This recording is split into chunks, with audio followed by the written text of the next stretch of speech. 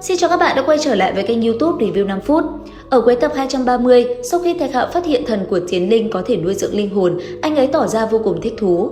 Và ngay lập tức, không chút chậm trễ, thân hình Thạch Hạo liền phóng sang xung quanh và bắt đầu tấn công đám chiến linh kia.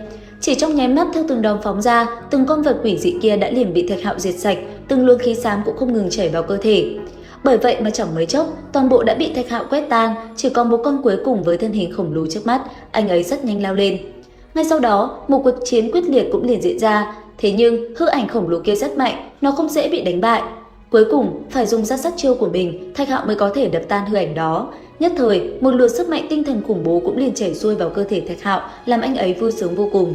Nhìn thấy cảnh tượng đó, tất cả mọi người cũng phải kinh hãi, còn mấy vị trưởng lão, họ cũng phải âm thầm khen ngợi Thạch Hạo. Đồng thời, họ cũng liền tiến hành phá hủy chiếc thuyền cổ của đám sinh linh kia. Xong xuôi, con thuyền cùng đoàn người lại tiến về phía trước. Không lâu sau, khi đi sâu vào trong gian giới phần, trước mắt mọi người lại bất ngờ hiện ra một hư ảnh, một cái cây non tỏa ra ánh sáng vàng rực. Nhìn nó, không ít người cũng phải kinh ngạc. Theo lời mọi người, có lẽ đây chính là thế giới thụ trong truyền thuyết. Nhất thời, một vài người vội vã liền lao lên, mấy vị trưởng lão muốn ngăn cản, thế nhưng đã muộn, chỉ thấy mấy thân ảnh kia đã nổ tung giữa hư không. Đến đây, Thạch Hạo mới ngưng thần rồi dùng thần thức quan sát, nhìn sâu vào trong thế giới thụ, anh ấy thấy một tảng đá màu tím tỏa ra kim quang chói mắt. Sau một hồi quan sát thế giới thụ, một vị trưởng lão liền lên tiếng nói: tất cả mọi người hãy nghe cho rõ, nơi này có một hạt giống mạnh nhất từ xưa tới nay, tất cả phải nắm thật chặt cơ duyên này. Lời ông vừa dứt, tất cả mọi người lập tức phóng người đi, tản ra khắp nơi này để tìm kiếm hạt giống như lời mấy vị trưởng lão nói. Và tất nhiên, đồ tốt thì không thể thiếu phần Thạch Hạo. Rất nhanh, thân hình anh ấy đã phóng về phía trước và tiến hành dò xét. Chẳng bao lâu sau, rốt cuộc Thạch Hạo cũng thấy được thứ mình cần, đó chính là hạt giống quỷ đạo. Ngay lập tức, thân hình anh ấy liền lao tới. Đồng thời trong tay anh ấy, ấn phù như một sợi dây vàng rực cũng liền phóng về phía trước, hòng thu lấy hạt giống phía xa. Gần đó, một đám người liền phát hiện ra, không chậm trễ, tất cả đồng thời lao về phía trước tranh đoạt với Thạch Hạo. Để rồi sau đó, một cuộc chiến khốc liệt cũng liền diễn ra. Trong nháy mắt, tất cả cũng liền rơi vào hỗn loạn, từng luồng ánh sáng không ngừng phóng ra. Đáng tiếc cho bọn họ, Thạch Hạo lại quá mạnh, thần thông cùng bảo thuật bao phủ khắp nơi này một mình cũng toàn bộ đám người kia giao chiến. Sau đó trong tay anh ấy, trường kiếm xuất hiện, ánh vàng cùng lôi điện tỏa sáng, Thạch Hạo vung kiếm phóng ra công kích, một đòn mạnh mẽ kia liền đẩy bay toàn bộ đối thủ ra xa. Cuối cùng, chỉ thấy trong tay Thạch Hạo cầm hạt giống thủy đạo sừng sững giữa trời, từng luồng kinh khí vàng rực tỏa sáng. Sau khắc đó, Thạch Hạo trông cứ như là một vị quân vương đứng giữa quần hùng vậy. Tuy nhiên không dừng lại ở đó, anh ấy lại tiếp tục đi tìm kiếm cơ duyên. Cùng lúc này ở một nơi khác, Mạc Đạo rốt cuộc cũng tìm thấy được cơ duyên cho mình. Ngay lập tức, hắn ta liền khoanh chân ngồi xuống ngộ đạo.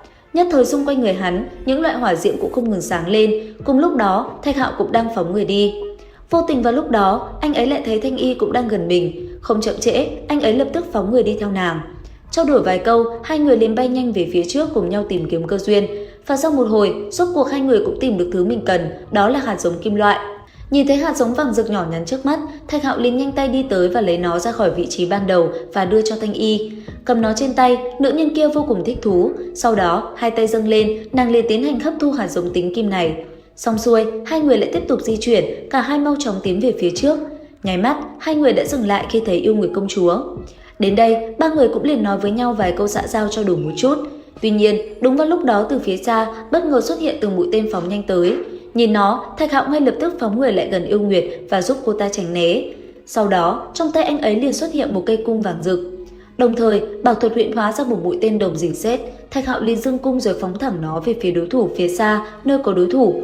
Xoẹt một tiếng, chỉ thấy mũi tên kia liền bị người trên chiến thuyền phá tan, thì ra đám người vừa công kích tới từ học viện khác. Tuy nhiên, trong đám người đó có một gã tên Ngô Thái luôn miệng dùng lời lẽ không hay với Thạch Hạo. Bởi vậy, cây cung trong tay Thạch Hạo lại một lần nữa bắn ra. Chỉ thấy xoẹt một tiếng, thân thể tên kia bị xuyên trúng, hắn ta liền tiêu đời, để lộ ra bản thể là một con chim, cứ thế rơi xuống. Cuối cùng, từ người hắn rơi ra một món đồ xịn, ngay lập tức Thạch Hạo liền nhặt lấy nó vào trong tay. Thấy Thạch Hạo như vậy, đám người trên chiến thuyền bên cạnh đồng thời lên tiếng quát tháo. Đáng tiếc, nam chính lại chẳng để vào mắt.